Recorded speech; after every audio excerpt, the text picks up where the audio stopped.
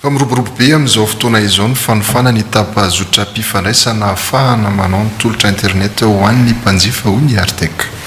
Maro nefa no tsy manaradalana amin'izy ireny ka mampiteraka fifandirana amin'ny tambazotra matetika miantso ireo mpandrarana manofa tambazotra mpifandraisana araka izany isam-pandrarana ministeran'ny Poste Artek anaraka ny fitsipika amin'ny feny fampanofanana tambazotra mpifandraisana. Misy anarana amin'izay. Hita miroborobo be amin'izao fotoana ny fanofana tambazotra mpifandraisana ataona mpandrarana maro isan-karazany.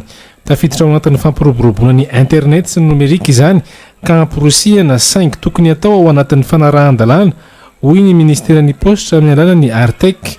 Araky ny voafaritra anatin'ny alàna ny mpandrarana manofa tambazotra mpifandraisana internet mampiasa fotodrafitrasana ireo tompona tambazotra misahana fifandraisana manana fahazon-dalana ara-dalàna dia mila mametraka ny fanambarana mialoha ny amin'ny fikasana anokatra sy atrasa fifandraisana eo anivon'ny Artek.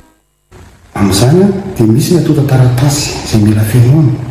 Izany dia hita ao amin'ny site web-ny Artek www.artek.mg. Misy koa atota taratasy izay takinan'izy ireo izay anampy sy ahafantarana na tsipirina ara-teknika mikasika ny tolotra izao omeny mpanjifa. Ao anatin'izany zany ny lisitra fitaovana ampiasaina, toerana ametrahana fitaovana ireo, ny coordonnées géographiques zany. Ny tanjaky ny mpifandraisana tsy raha ampiasaina na ny puissance d'émission de chaque équipement. Io dia mba ahafahana Artek manao fanaraha-maso maharitra sy ny fampanarahana fepetra izay tandrify azy mikasika ireo fihoaram-pefo matetika izay mety tranga indraindray. Tsy tokony hiteraka fanitsahana onjam-pifandraisana hafa ny onja ampiasain'ireo mpandrarana manofa tambazotra mpifandraisana na réseau internet hoy ny Artek. Mila manana fiarovana ny amin'ny mety ofisian'ny fanimbatsimbanany ahendry koa izy ireo.